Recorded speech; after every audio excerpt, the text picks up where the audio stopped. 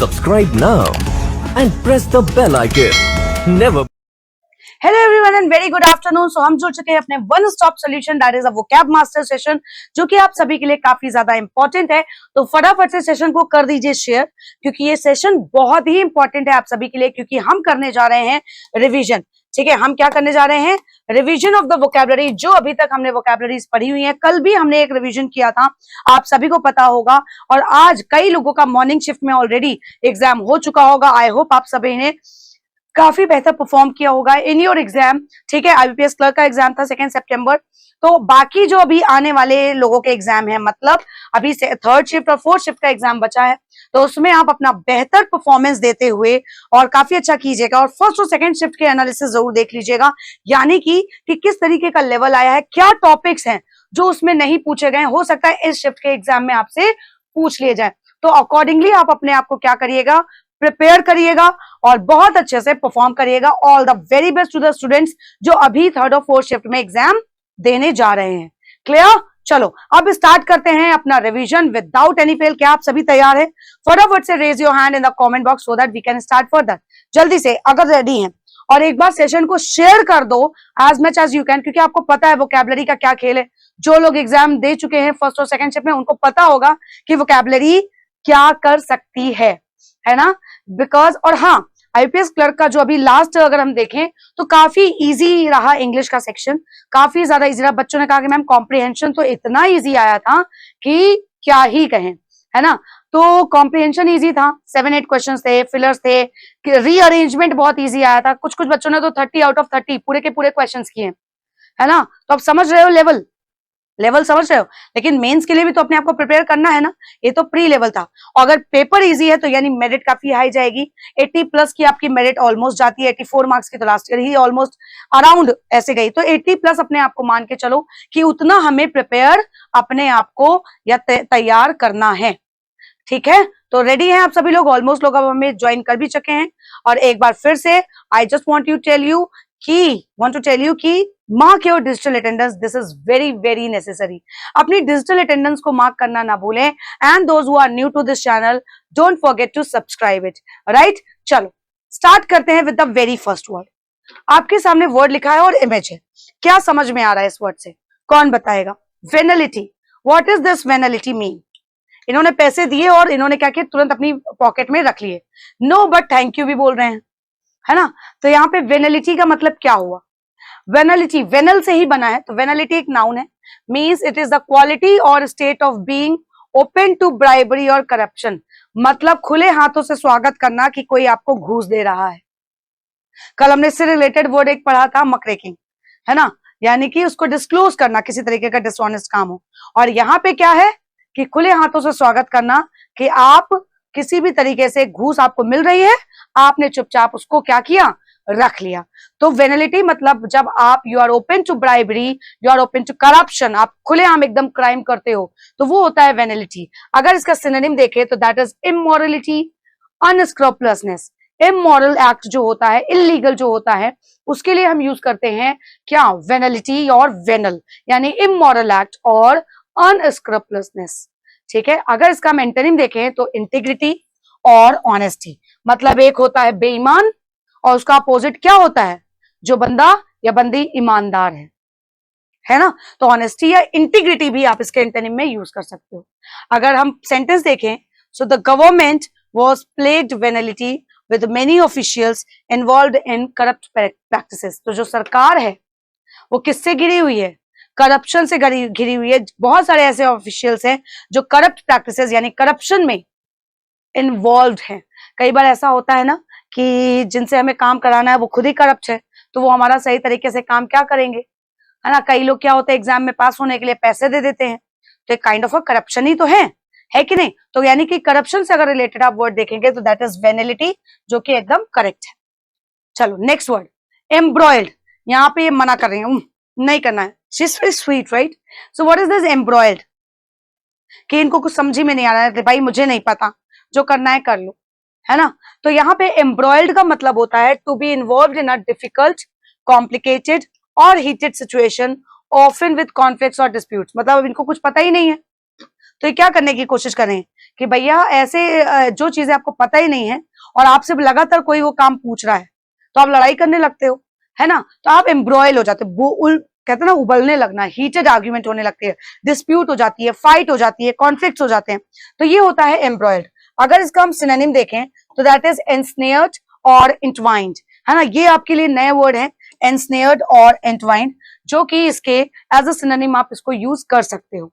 Right everybody, समझ में आ रही है ये चीज, यानी कि आप उसको क्या कर सकते हो, एंसनेयर्ड और एंटवाइंड, ये एकदम नए वर्ड है। अगर आपके सामने आएंगे तो आप आसानी से इसको आंसर मार्क कर सकते हो कि आप किसी डिफिकल्ट और कॉम्प्लिकेटेड सिचुएशन में क्या हो गए हो, इन्वॉल्व हो गए हो, किसी तरीके की डिस्प्यूट या फाइट में इन्वॉल्व हो गए हो, ठीक है। और अगर अनइन्वॉल्व या डिसएंगेज्ड है तो ऑब्वियस सी बात है एंटोनिम, यानी कि आप किसी भी तरीके की सिचुएशन से या कॉन्फ्लिक्ट से या लड़ाई से क्या हो, कोसों दूर हो, ठीक। अगर हम इसका सेंटेंस देखें तो the politician became embroiled in a scandal that damaged his reputation, मतलब पॉलिटिशियन क्या हुआ, किसी एक ऐसी सिचुएशन में फंस गया जिसकी वजह से उसकी रेपुटेशन क्या हो गई, खराब हो गई, है ना। अच्छा, रेपुटेशन से एक वर्ड है, कॉमर्स स्टूडेंट जानते होंगे, गुडविल बोलते हैं,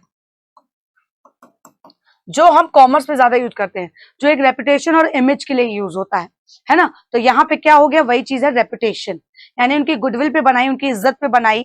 अगर जब कोई पॉलिटिशियन किसी भी तरीके की, इवन कोई सेलिब्रिटी भी अगर किसी चीज में इन्वॉल्व हो जाता है, किसी स्कैंडल में, तो वो डैमेज कर देता है उनकी रेपुटेशन। समझ में आया, चलो नेक्स्ट, डिसआर्मामेंट। What is this डिसआर्मामेंट? इस इमेज को देख के क्या समझ में आ रहा, पहले उनके ऊपर वो उन्होंने रिवॉल्वर तानी हुई थी बढ़िया मजे से, फिर उन्होंने बात करते करते उनको डिस्ट्रैक्ट किया और वो रिवॉल्वर क्या करी, अपने हाथ में ले ली। देखो डिस्ट्रैक्ट कैसे कर रहे हैं। तो डिसआर्मामेंट की अगर हम बात करें तो व्हाट इज दिस डिसआर्मामेंट?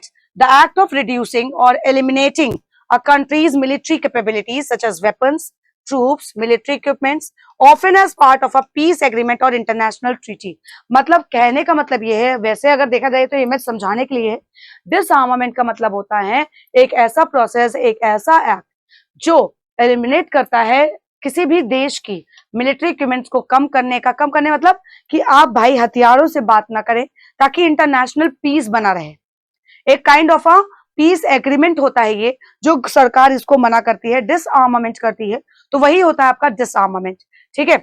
यानी कि डीमिलिटराइजेशन और डीन्यूक्लियराइजेशन, कि भैया हथियार से बात करने के बजाय, जैसे चाचा नेहरू गुलाब का फूल लेकर के बात करते थे, है ना, कहते हैं ना कई चीजें प्यार से मनवाई जा सकती हैं, गुस्से से तो कभी कोई चीज नहीं कराई जा सकती। अपनी बहन से जरा कोई काम या भाई से कह के देखो, जा ये ले आओ, लाएगा नहीं, भाई भाई प्लीज जाओ ये ले आओ, है ना। तो वो चेंज जो होता है वो हमें दिखता है। तो डिसआर्मामेंट मतलब क्या हो गया, डीमिलिटराइजेशन या denuclearisation.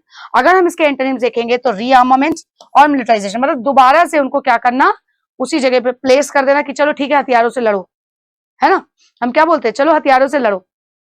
So the negotiations focused on achieving global disarmament to promote a safer world, with the nations coming together to discuss the reduction of nuclear weapons and military forces.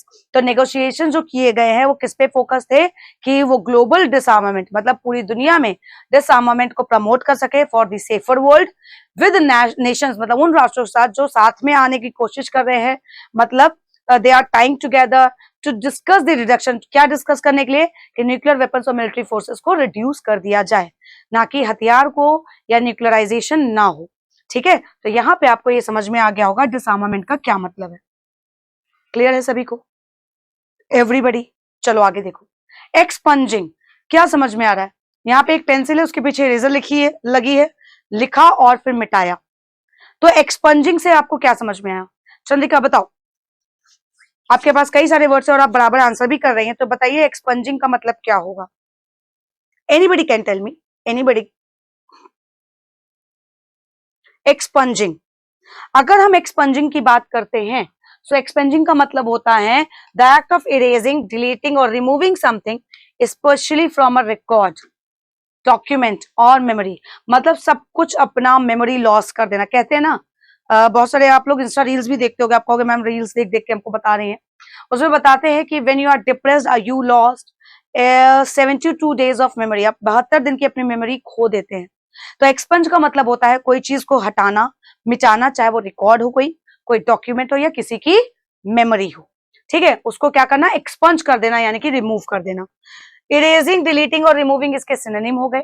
अगर एंटोनिम देखे तो कोई चीज add करना, मतलब एकदम दिमाग में रखना, कोई रिकॉर्ड मेंटेन करके रखना, डॉक्यूमेंट्स मेंटेन कर रखना, और मेमोरी तो हमारी शाप है ही है। हमें इतना याद होता है कि पिछले रक्षाबंधन में हमें भाई ने इतने पैसे दिए थे या ये गिफ्ट दिया था, अब की बार मुझे उससे भारी गिफ्ट चाहिए, ये हमारी मेमोरी तो होती है।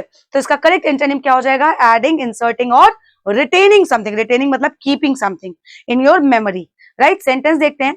The committee is considering expunging the controversial clause from the proposed legislation in order to ensure widespread support and avoid any potential conflicts। कहने का मतलब है कमिटी क्या कंसीडर कर रही है? जो कंट्रोवर्शियल क्लॉज हैं, जो प्रपोज लेजिस्लेशन है उसमें से हटाने का। एक्सपंज मतलब कंट्रोवर्शियल क्लॉज को क्या करेगी? एक्सपंज कर देगी, यानी कि रिमूव कर देगी जो प्रपोज लेजिस्लेशन है, ये इंश्योर करने के लिए कि जिससे वाइड स्प्रेड हमें सपोर्ट मिले और किसी भी तरीके के पोटेंशियल कॉन्फ्लिक्ट या डिस्प्यूट जो हो उनसे उनको अवॉइड किया जा सके। तो एक्सपंज का मतलब समझ में आ गया? किसी चीज को रिमूव करना। क्लियर? चलो next word, quashed. What is this quashed mean?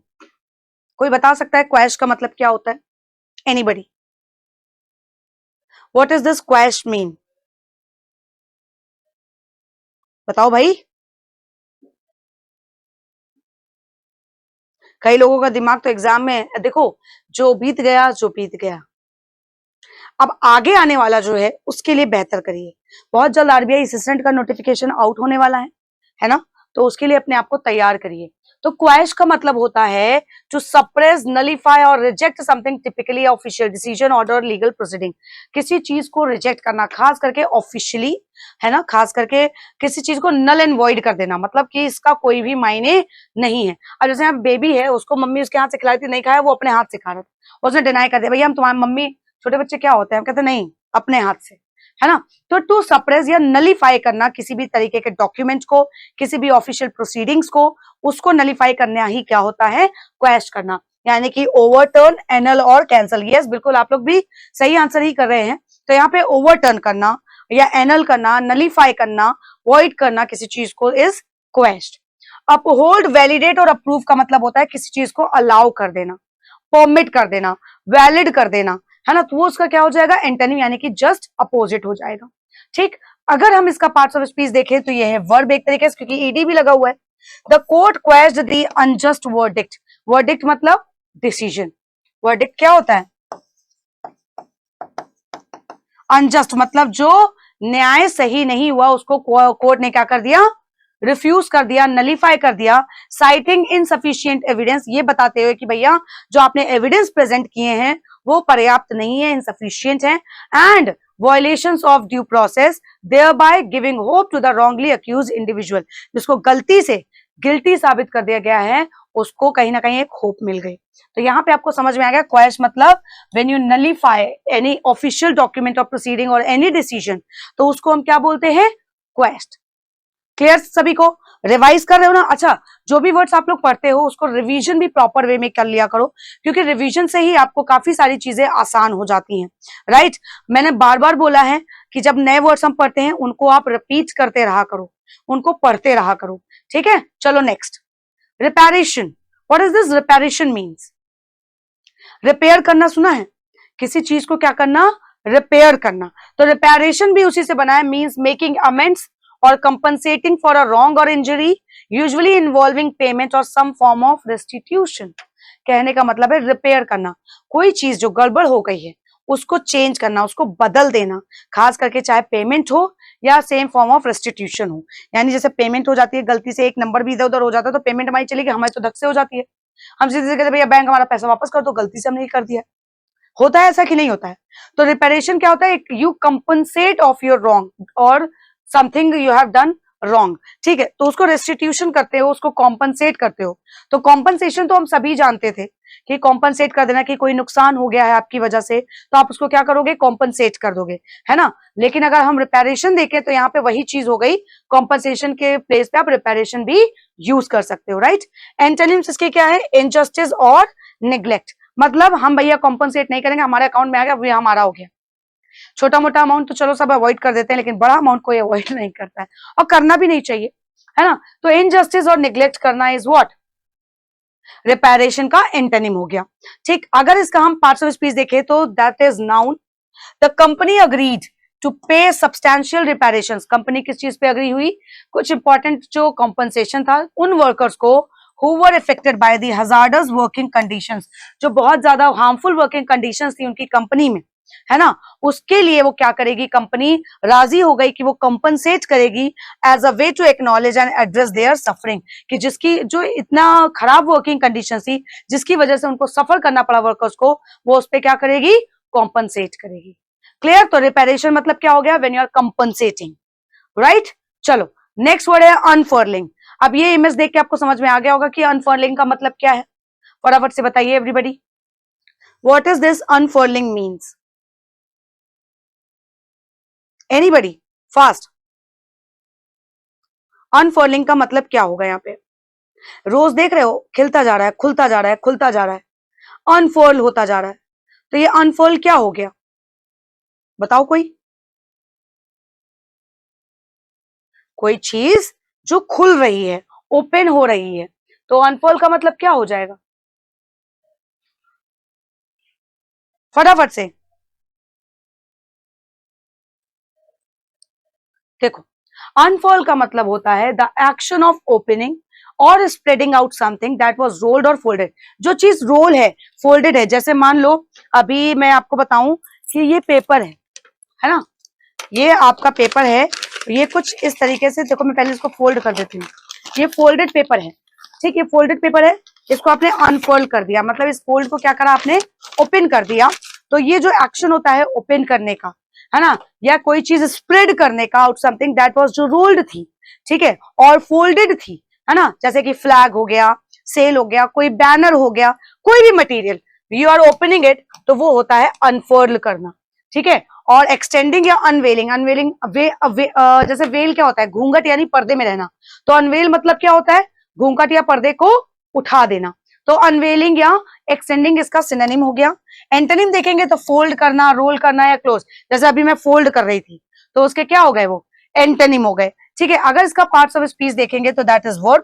As the ceremony began, जैसे ही सेरेमनी शुरू हुई, the mayor proudly held the flag, जैसे इंडिपेंडेंस डे में हम क्या करते हैं, झंडा फहराते हैं, तो अनफोल्ड करते हैं ना फ्लैग को, unfolding it slowly to reveal its vibrant colours against the backdrop of the clear blue sky, मतलब उन्होंने इतने अच्छे से, इतने प्यार से उसको अनफोल्ड किया कि ताकि उसके वाइब्रेंट कलर्स जो है ना फ्लैग के, वो बढ़िया से दिखे, उस ब्लू स्काई में चमकते हुए दिखे। तो अनफोल्ड मतलब क्या होता है, आपको पता चल गया होगा, किसी चीज को क्या करना, अनफोल्ड करना, यानी कि ओपन करना। वो कोई भी चीज हो सकती है, यानी कोई भी मटेरियल हो सकता है, कोई भी बैनर हो सकता है, जिसको आप क्या करते हो, अनफोल्ड करते हो। क्लियर? सभी को समझ में आ रहा है कि नहीं आ रहा है? अभी क्विज भी है, सो डोंट वरी, हम रिवीजन के साथ साथ क्विज के क्वेश्चंस भी करेंगे, तो घबराने की जरूरत नहीं है। क्विज आपका डेली रहेगा, क्योंकि वो एंटोनिम सिनोनिम कहीं ना कहीं आपके रिवीजन का एक पार्ट ही होता है, इसीलिए हम आपको उसमें क्विज भी कराएंगे, तो बिल्कुल भी घबराने की जरूरत नहीं है, ठीक है, बिल्कुल भी घबराने की जरूरत नहीं है। तो क्विज भी करेंगे, उसके लिए भी तैयार रहना, अभी नहीं, अभी तो वर्ड्स अभी रिवाइज कर रहे हैं, हो सकता है इसके बाद ही हो जाए, है ना। तो चलो नेक्स्ट वर्ड है ramparts. What is this ramparts? Ramparts मतलब क्या है, ये क्या करने की कोशिश कर रही है, देखो फिर से इमेज, ये कवर्ड थी, शील्ड यानी कि प्रोटेक्शन के लिए जो इन्होंने यूज किया, तो इसको ओपन कर दिया, तो ये शील्ड यानी मास्क जैसा एक तरीके से हो गया, जिसको इन्होंने यूज किया for to save herself, to protect herself. तो रैम्पार्ट का मतलब होता है डिफेंसिव वॉल्स और embankments that are built around a city, fort or castle to provide protection against attacks। जैसे पहले जमाने के अगर देखो किले वगैरह होते थे ना, बड़े बड़े किले होते थे, इतने ज्यादा वो कवर्ड होते थे कि अगर एनिमी वहां अटैक करे तो काफी ज्यादा दिक्कतें होंगी वो उनको अटैक करने में। तो रैम्पार्ट का मतलब होता है they are kind of defensive walls. Fortifications और बुलवॉक्स इसका क्या हो जाएगा, करेक्ट सिनोनिम हो जाएगा। बुलवॉक्स भी हम बोल सकते हैं फॉर द प्रोटेक्शन, यानी डिफेंसिव वॉल्स यानी कि रैम्पार्ट्स के लिए, तो बुलवॉक्स भी बोल सकते हैं। और वल्नरेबल और एक्सपोज मतलब किसी चीज को डिस्क्लोज करना, मतलब विदाउट एनी प्रोटेक्शन, बिना किसी सेफ्टी के, ठीक है। अगर इसका हम पार्ट्स ऑफ स्पीच देखें तो वो क्या है, नाउन है रैम्पार्ट्स। द एंशिएंट कैस्टल, कैस्टल यानी कि जो बिल्डिंग्स होती हैं, कैस्टल क्या होती हैं, जो बिल्डिंग्स होती हैं, वॉज सराउंडेड बाय हाई रैम्पार्ट्स, किससे सराउंडेड थी, बड़े बड़े डिफेंसिव वॉल से सराउंडेड थी ancient buildings, offering a formidable defence against any potential invaders, जो अटैकर्स थे उनसे बचने के लिए। तो रैम्पार्ट्स आपको समझ में आ गया होगा, यानी कि kind of a defensive walls, जिससे बड़े बड़े किले बनाए जाते हैं जो शहरों में बड़े बड़े, ताकि they are the protection against attacks. Attacks के अगेंस्ट आपको क्या होती है, वो आपको प्रोटेक्ट करती हैं, आपको बचाती हैं। तो रैम्पार्ट्स इसी तरीके के, जैसे अभी आप लोग जो मॉन्यूमेंट्स वगैरह देखने जाते हो, वहां पे इसी तरीके की डिफेंसिव वॉल्स होती है, इतनी मजबूत होती हैं, बताते हैं कि ये दाल की बनी दीवार है या इस तरीके की बनी दीवार है। तो इस तरीके की चीजें आपको बताते हैं। तो रैम्पार्ट्स इज समथिंग काइंड, जिस चीज को आप यूज करते हो for your protection. Clear everybody? चलो नेक्स्ट वर्ड, प्रोपिशिएटिंग। प्रोपिशिएटिंग क्या होता है? प्रोपिशिएट का मतलब क्या होता है, कोई बताएगा? यहाँ पे लिखा है ना, if you forgot your girlfriend's birthday you can still propitiate her by sending a gift the next day. अगर मान लो तुम अपनी गर्लफ्रेंड का बर्थडे भूल गए हो तो उसको मना सकते हो उसको गिफ्ट भेज के। तो बेसिकली प्रोपिशिएट हम जैसे भगवान को खुश करने के लिए पूजा पाठ करते हैं ना, वैसे भी यूज कर सकते हैं। तो प्रोपिशिएट का मतलब होता है अपीजिंग और attempting to appease someone, often by making offerings or gestures to gain favor or avoid anger। मतलब उनको मनाने की कोशिश करना, परसुएट करना, अपीज करना, कन्विंस करना बाय गिविंग गिफ्ट्स। कोई ऐसी चीज जो जिससे वो खुश हो जाए, उनका गुस्सा कम हो जाए और आगे वो कुछ भी ऐसा एक्शन न ले जो हमें खराब लगे, है ना। तो यहाँ पे प्रोपिशिएट मतलब बेसिकली होता है अपीजिंग। सूदिंग और मॉलिफाइंग भी इसका सिनोनिम होता है, किसी को मॉलिफाई करना यानी किसी को अच्छे से कन्विंस कर लेना, अपनी बातों में उसको मना लेना। और रेजिस्टेंट और डिसोबीडियंट मतलब ठीक है तो गुस्सा हो जाओ, हमें नहीं मनाना, रहो गुस्से में, है ना। तो वो उसका एंटोनिम हो जाएगा। द एम्प्लॉयज प्रोपिशिएटिंग एटीट्यूड, जो एम्प्लॉय का प्रोपिशिएटिंग एटीट्यूड था, इतना कन्विंसिंग एटीट्यूड था towards the supervisor, help to diffuse a potential conflict in the work place. Work place में काफी ज्यादा हेल्प करता है कि किसी भी तरीके की फाइट या आर्ग्यूमेंट ना हो। क्लियर? समझ में आ गया सभी को? एवरीबडी क्लियर है? चलो अब हम देखते हैं नेक्स्ट वर्ड, एब्स्टिनेंस। नाउ ये वर्ड कहां से आया एब्स्टिनेंस, कोई बता सकता है? Abstinence, what is this word called abstinence? इसका मीनिंग क्या होगा? बोल रही है ना आई एब्स्टेन। एब्स्टेन का मतलब क्या होगा यहाँ पे? एनीबडी भाई, ये तो सबसे इजी है। एब्स्टिनेंट मतलब होता है जब आप किसी के ऊपर कंट्रोल करने की कोशिश करते हो, the act of voluntarily refraining from indulging in certain behaviours, specially the consumption of food, drink or other pleasures, typically for moral, religious or health reasons. Abstinence मतलब आप अपने ऊपर कंट्रोल रखते हो और मना कर देते हो कि भाई I am not going to indulge in this. यानी जैसे आप अपने दोस्तों के साथ पार्टी पे गए तो दे यूज टू से कि भैया तुम नॉनवेज खा लो या ड्रिंक कर लो, है ना। तो अपने रिलीजियस और बहुत सारे ऐसे रीजन हो सकते हैं, अपनी हेल्थ के लिए हम बहुत ज्यादा कॉन्शियस हैं तो हम मना कर देते हैं, वी एब्स्टेन आवरसेल्फ, अपने ऊपर कंट्रोल कर लेते हैं और कहते हैं भैया हम इन सब चीजों से दूर है। तो सोबरिटी और रेस्ट्रेंट का भी मतलब होता है बेसिकली कंट्रोल के सेंस में ही होता है, टू कीप अवे, अपने आप को प्रिवेंट करना, अपने आप को सेफ करना। ठीक। इंडल्जेंस और एक्सेस मतलब किसी चीज में आप एंगेज हो जाते हो, ठीक है भैया ठीक है कोई बात नहीं, एक दिन हो गया तो हो गया, ऐसे होता ना यार एक ही दिन की तो बात है, वो एक दिन कब आपकी हैबिट बन जाती है आपको खुद भी नहीं पता चलता, राइट। तो एब्स्टिनेंस मतलब कंट्रोल। अगर इसका पार्ट्स ऑफ स्पीच देखे तो this is noun. So after years of over eating, काफी सालों से इतना ज्यादा ओवर ईटिंग करते करते वो काफी ज्यादा वेट गेन कर लिया था। So adopted a lifestyle of abstinence from unhealthy foods, मतलब अपने आप को अनहेल्दी और जंक फूड से बचाने के लिए उसने अपनी लाइफस्टाइल में वही अडॉप्ट किया and lost a significant amount of weight, और उसने काफी ज्यादा अपना वेट क्या किया, लूज किया। राइट एवरीबॉडी, समझ में आ गया? चलो नेक्स्ट वर्ड, डेसिक्रेटिंग। डेसिक्रेट मतलब क्या होता है? बिल्डिंग्स में आग लगा देना, है ना। जैसे अभी ये पाकिस्तान में न्यूज आई थी, क्रिश्चियन कम्युनिटी के जो थे उसमें आग लगा दी गई थी। तो डेसिक्रेटिंग का मतलब होता है ट्रीटिंग समवन समथिंग सेक्रेड और रेवर्ड विद डिसरिस्पेक्ट, इररेवरेंस और वायलेशन। मतलब कोई चीज जो बहुत ज्यादा कोई भी इंसान पूजा पाठ करता है उसकी उस जगह को डेसिक्रेट कर देना। डेसिक्रेट मतलब आप उसको क्या कर सकते हो, उसको डिसरिस्पेक्ट करते हो, उसकी वैल्यू नहीं करते, है ना, इररेवरेंस कर देते हो, वायलेशन करते हो, हिंसा करने लगते हो, जला दिया बिल्डिंग। तो यही चीज यहाँ पे इस इमेज में आपको दिखाई जा रही है। अगर इसका सिनोनिम्स देखें तो वॉयलेटिंग और प्रोफेनिंग। वॉयलेटिंग मतलब वॉयलेटिंग द रूल्स मतलब ब्रेक करना, तोड़ना। डिसरिस्पेक्ट करना, वायलेंस, हिंसा करना, है ना। और रेवरिंग आपका अगर हम देखें, जैसे इररेवरेंस इसका डेसिक्रेट का क्या है, सिनोनिम है, तो रेवरिंग क्या होगा, सैंक्टिफाइंग क्या होगा, रेवरिंग या सैंक्टिफाइंग मतलब रिस्पेक्ट करना, ओबे करना, है ना, नॉन वायलेंस से जो रिलेटेड होता है उसे हम बोलते हैं डेसिक्रेटिंग के एंटोनिम्स। अगर पार्ट्स ऑफ स्पीच देखें तो वो हो गया इसका verb. So the religious leader condemned the act of desecrating, जो रिलीजियस लीडर, जो धार्मिक लीडर थे, उन्होंने क्या किया, condemned the act of desecrating sacred text, urging his followers to treat them with the utmost reverence and care. बल्कि उन्होंने इस चीज का विरोध किया और कहा कि उनको बहुत ही रिस्पेक्टफुली और केयरफुली क्या करें, आगे फॉलो करें। ठीक है, तो समझ में आ गया डेसिक्रेट मतलब। I think revision is going well, yes और नो। चलिए अब आता है हाक्स। हाक्स मैंने आपको बताया था, बहुत ही अच्छा वर्ड लगा था मुझे उस दिन। ये क्या कर रही है, कुछ साउंड आ रहा है और सुनने की कोशिश कर रही है। तो बेसिकली हाक्स का मतलब होता है लिसन, यानी कि सुनना। तो व्हेन यू लिसन अटेंटिवली और पेड हीड अटेंशन, मतलब आप किसी चीज में बहुत अटेंटिव होते हैं, तो वो होता है हाक्स। यानी हीड्स और अटेंड्स इसके करेक्ट सिनोनिम हो जाएंगे अकॉर्डिंग टू दी हाक्स। अभी तो बोलते हैं ना listen to me, listen to me, या हियर, हियर मतलब सुनना। तो हाक्स भी आप यूज कर सकते हैं इन प्लेस ऑफ लिसन या हियर। ठीक है, इग्नोर्स, निग्लेक्ट मतलब अनसुना कर देना, भैया हम तुम्हारी बात नहीं सुनेंगे, तुम्हें जो करना है कर लो, है ना, सुनने से ही मना कर दिया कि हमको नहीं सुननी है आपकी बात, है ना, तो वो उसका एंटोनिम हो गया। पार्ट्स ऑफ स्पीच देखे तो दिस इज वर्ब।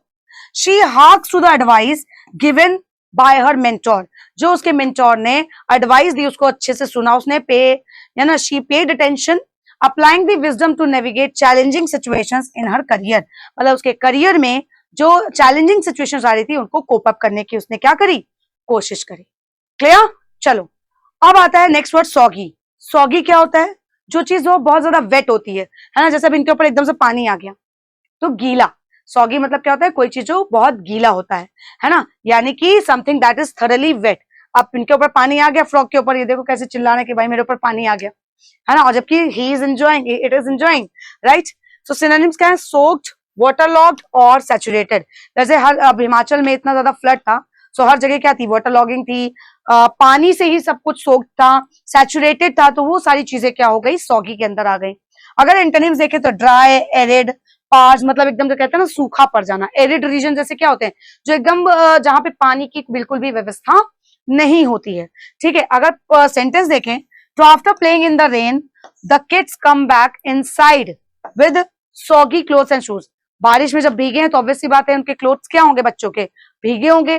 तो जब वो बच्चों ने बारिश में खेल लिया तो अपने सॉगी क्लोथ्स के साथ, मतलब जो वेट क्लोथ्स हैं और शूज हैं, उसके साथ अंदर आए घर के। ठीक है, तो यहाँ पे सॉगी मतलब क्या हो गया, दैट इज वेट, ठीक है। अब हमारा टाइम आ गया है क्विज का। So are you all ready to quiz session, for quiz session के लिए रेडी हैं आप सभी? फटाफट से बताइए, just raise your hand in the comment box. So हम स्टार्ट करते हैं फिर अपना क्विज सेशन। सबसे मजेदार सेशन होता है, अनस सबसे पहले आंसर कर देते हैं। Let's begin ma'am. चलिए, अगर तैयार है तो जल्दी से बताइए। तैयार हैं, चलो। एंटोनिम्स ऑफ सैल्वेज, सैल्वेज के एंटोनिम बताएं। एंटोनिम मतलब अपोजिट बताना है, तो what will be the antonym of salvage? Salvage का एंटोनिम क्या होगा, फटाफट से बताइए। एंडेंजर, रेस्क्यू, सेविंग और रिकवरी, बताइए। एंडेंजर, रेस्क्यू, सेविंग और recovery. Salvage as the word अपने आप में ही समझ में आ रहा है कि the rescue of a wrecked और डिसेबल्ड शिप और its cargo from loss at sea, मतलब रेस्क्यू मतलब निकालना, जो चीज डैमेज हो गई है, शिप या कार्गो, कोई भी चीज जो समुद्र में खो गई है उसको वहां से निकालना, सेव करना, है ना। तो यहाँ पे अगर हम सेविंग, रिकवरी देखें, रेस्क्यू देखें, तो ये तो इसके क्या हो गए, सिनोनिम हो गए। तो एंडेंजर मतलब in a danger situation, dangerous situation, तो वो क्या हो जाएगा, आपका करेक्ट आंसर हो जाएगा एंडेंजर। तो +1 जिन्होंने भी आंसर किया है option number 1। Next, synonyms of slander. Slander का सिनोनिम यानी कि सेम मीनिंग क्या होगा, बताइए। टाइम स्टार्ट हो चुका है। स्लैंडर का मीनिंग क्या होगा? डिफेम, इंसल्ट, ग्लोरीफाई या praise. What will be the synonyms of slander? फटाफट से everybody, time is running up.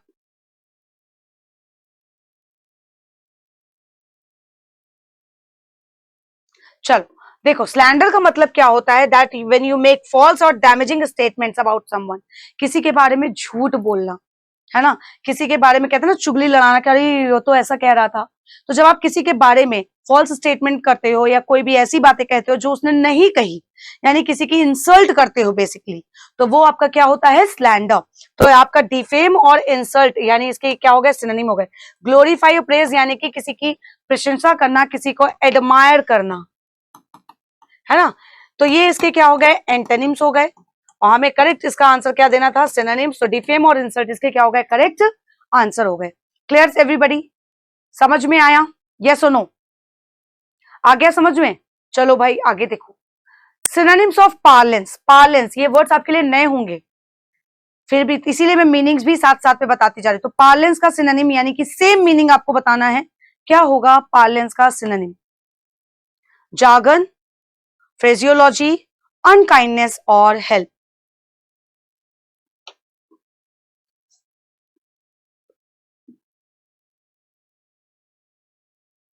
What do you mean by parlance. Time up हो चुका है बट आंसर अभी नहीं मिला मुझे।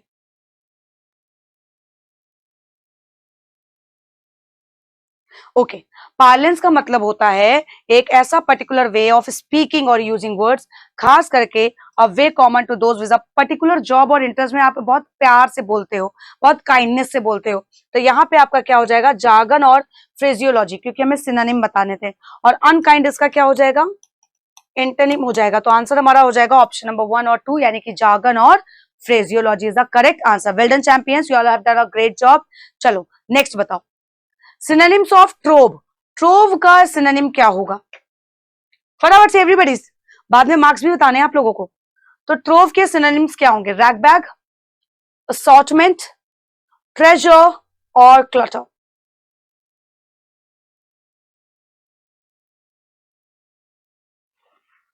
Time is running up guys, अब भी हो गया, बताओ जल्दी से।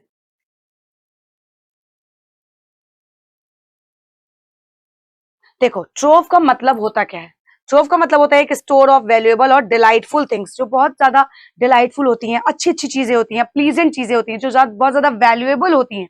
तो ऑब्वियस सी बात है, जब वैल्यूएबल है तो ट्रेजर और क्लटर नहीं होगा। करेक्ट आंसर इसका क्या हो जाएगा, ट्रेजर, यानी कि खजाना, जो बहुत ज्यादा क्या होता है, हमारे लिए वैल्यूएबल होता है। ठीक है, और रैग बैग और असॉर्टमेंट इससे एकदम अलग हो गया, तो इसका सिनोनिम क्या हो गया, असॉर्टमेंट और ट्रेजर। और देखो मैंने क्लटर बोल दिया, सॉरी, यहाँ पे असॉर्टमेंट और ट्रेजर होगा। ठीक है,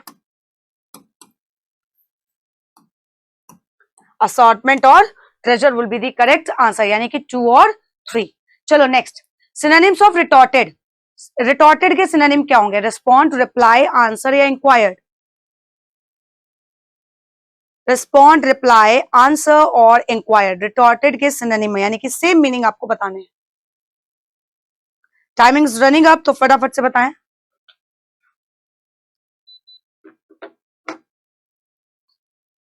ओके, रिटॉर्टेड का मतलब होता है when you say something in answer to a remark और एक्यूजेशन।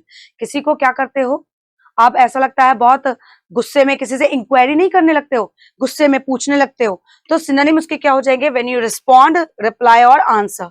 ठीक है, इसके सिनोनिम हो जाएंगे करेक्ट 1 2 3। तो ये हो गया इसका करेक्ट आंसर, जो आपका सिनोनिम है रिटॉर्टेड का। ठीक है, नेक्स्ट है अब आपके इडियम्स और फ्रेजेस। स्पिल द बीन्स, इसका आंसर क्या होगा, spill the beans, to tell people about someone's secrets, as a low priority, everyone gets a chance eventually, or once in a lifetime, या none of the above. What will be the correct meaning of the idiom that is spill the beans? Okay, spill the beans का मतलब होता है आप किसी को किसी का सीक्रेट क्या कर देते हो, बता देते हो, यानी कि डिस्क्लोज कर देते, कहते हैं रायता फैला दिया। तो स्पिल मतलब फैलाना, तो when you spill the beans मतलब you tell, you give away a secret. तो इसका आंसर हो जाएगा option number A. Next, to feel blue, नीला नीला महसूस करना। What is this to feel blue, to feel blue का मतलब क्या होगा, to work hard and stay up very late night, to feel very sad, to have faith in God, और to commit a blunder. Blunder मतलब mistake, भारी गलती। तो इसका आंसर क्या होगा, टू फील ब्लू का मतलब होता है आप जब बहुत ज्यादा सैड होते हो, यानी कि अपसेट होते हो बहुत ज्यादा, तब हम कहते हैं आई एम फीलिंग ब्लू, यानी कि आई एम वेरी सैड, है ना। To feel very sad is to feel blue. Next है नो स्ट्रिंग्स अटैच्ड, कोई भी स्ट्रिंग अटैच ना हो। इस ईडियम का मीनिंग क्या होगा? No strings attached, an agreement without conditions, enjoy different opportunities at a single time, yet to be judged as acceptable, या worried for frivolous things. What will be the correct meaning of the given idiom? Time up हो गया है। तो no strings attach का मतलब हो गया कोई भी ऐसा एग्रीमेंट जिसमें कोई कंडीशन ना हो, कोई शर्तें ना हो, है ना। इसका मतलब बिना शर्त के जो चीजें आपने करी हैं वहां पे हम इसको बोल सकते हैं no strings attach, means an agreement that is without conditions, right. अब है हमारा लास्ट इडियम ऑफ फ्रेज, इसका मीनिंग आप लोगों को बताना है। A bird in the hand is worth two in the bush, मतलब एक चिड़िया हाथ में होने से बेहतर है कि दो झुंड में मिल जाए, टू इन दी बश। तो what is the meaning of this idiom? A bird in the hand is worth two in the bush. कुछ लोग बुश भी बोलते हैं।